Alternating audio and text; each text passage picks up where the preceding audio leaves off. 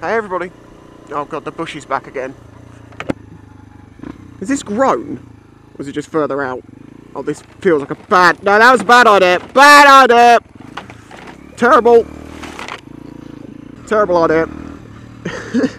Anyway, what was I going to talk about? Quadcopters.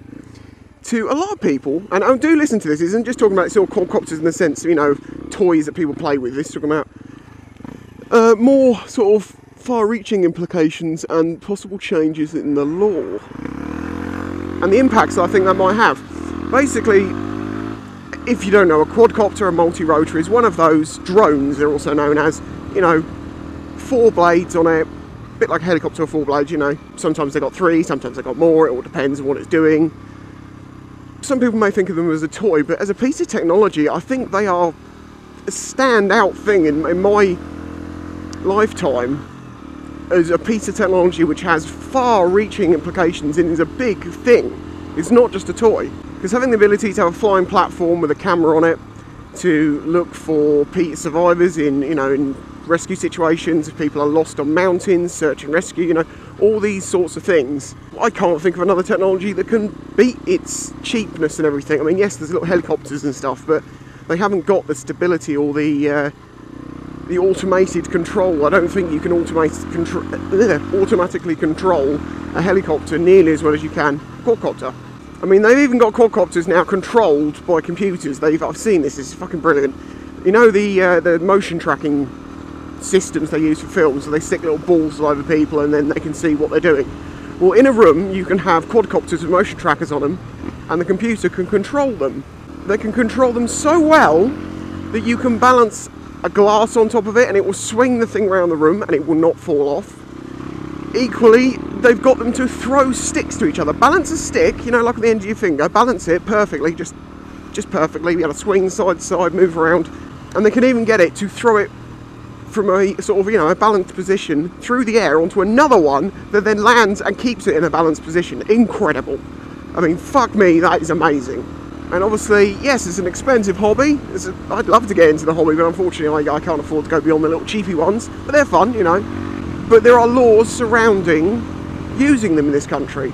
Now, as the laws stand at the moment, basically they're pretty straightforward. It has to be under 7 kilos, as I understand it. And you basically can't use them over built-up areas, and you can't use them within 50 metres of another person unless they're with you, as it were. You can't get them near animals, and you know, it's obvious stuff. Don't cause harm to others by flying your thing.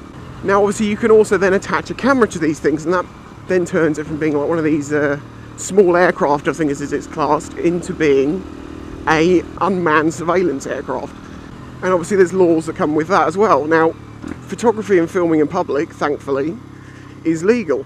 I am allowed to film in public and publish it without the written permission of any of the people around me, because we are in a public space.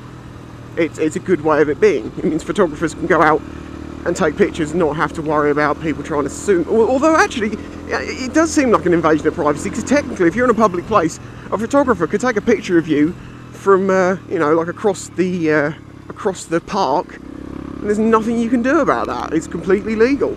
Anyway, yeah, so there are videos out there that would explain all the rules a lot better than I can here, but basically there are simple rules set out that seem to make perfect sense to me, but they're currently considering, the House of Lords, as I understand it, is going to be discussing the current rules and if any updates, changes needs to be made. I don't know whether they're going to or not, but I can imagine they might want to because of national security, you know.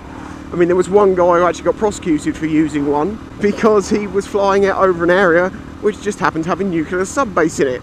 But this is where it affects you. I would like to know how you feel about the whole situation. I mean, if someone's using a quadcopter, it's got no camera on it, well then it's just, you know, it's a flying thing. And as long as they follow the rules, I don't think anyone will have a problem with that. Because the rules are set out to make sure that they don't cause any disturbance to anyone or any endangerment and things like that. But then when you start sticking cameras on it, and I'm going to say cameras to record, so there is the ability to be uploaded onto the internet, you know, they could be used for malicious intent quite easily. Flying around people's houses, spying on people. I mean, trying to get pictures of naked celebrities through their windows, I'm just saying. I could imagine that it could happen. As I understand it, if it was a house on its own, and you were 50 metres away from it, and 50 metres off the ground, if you were viewing and filming in that direction, that would be legal. So you would be looking over, you know, their back garden, if they were in the back garden, naked sunbathing, for instance. You could get film of people doing these things. I say I'm not an expert on these rules, but this is the way it seems to me that's where an issue could be. So what do you think about it? Because in my understanding, this FPV thing, you know, the viewing the footage live, has been made illegal in some states. Oregon, is it? And I could see similar things happening here, possibly, if they were going to just stop people doing it by saying you can't fit a camera to it without certain licensing or something like that.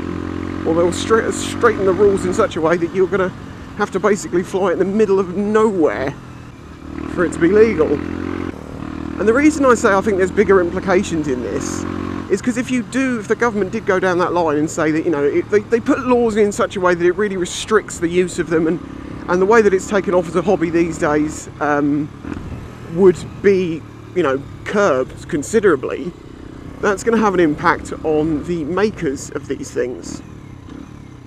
Oh no, lady.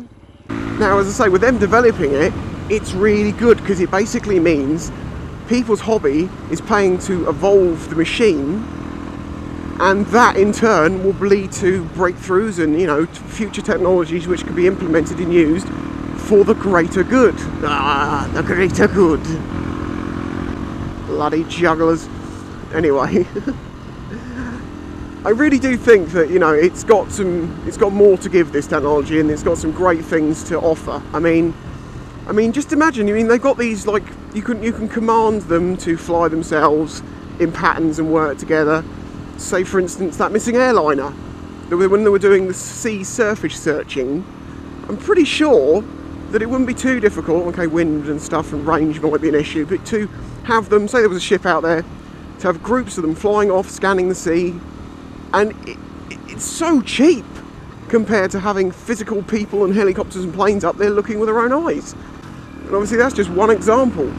Another great one is wildlife monitoring, because they can fly high enough above with decent enough video quality to be able to see what's on the ground, search areas, look for poachers. You know, there is so many good things, as I say, that we don't want to lose. And I could see, as I say, the laws being changed and making it stricter to the point that people either can't do it or it limits them in such a way that people don't wish to do it so freely, will have a negative impact, you know, on the technology's future progression. Yes, the digger is back, because yes, they are digging up the beach again and moving it down the other end again. Another £5 million to be spent. They do it every year. But then equally I can see where the harm can be done, because a criminal group, for instance, or some terrorists, all them terrorists, you know, they could implement a quad with a camera to give them surveillance, to help them make tactical decisions in a situation, to have an overview, and it kind of levels the playing field in some ways compared to what the police have got. And again, if you think about like the London riots, if the technology was there, I'm pretty sure it would be quite useful for them to have quads flying over, getting footage, rather than just the helicopters they were using and the surveillance trucks that were having the living shit kicked out of them by bricks and stuff. So yeah, there's good and there's bad. Which one outweighs it, and what's the chances that the government's going to take the decision into their own hands and say, this technology, people, is not for you. You don't have this freedom.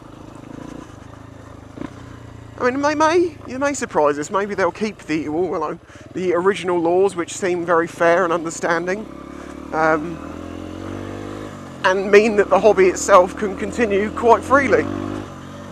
Oh, another thing I must mention, because I know people are going to say it because it was so publicly talked about, was that Amazon was suggesting that they might use drones to deliver parcels to nearby areas of their warehouses, which I personally think was just a publicity stunt. I don't think it's ever going to happen, because obviously, what's the instant thing that comes to mind that happens? Someone's going to try and nick it, because it'll become a new game. Look, I nicked an Amazon drone. I'll leave a link in the description that will sort of explain the rules clearly, because it's like a 4-minute video of someone talking about it and goes through the actual guidelines. And yeah, as I say, it seems fair. There you go. Anyway, I'll catch you next time. Okay. know, I didn't want to do it. You gave up on me when you went to solo car.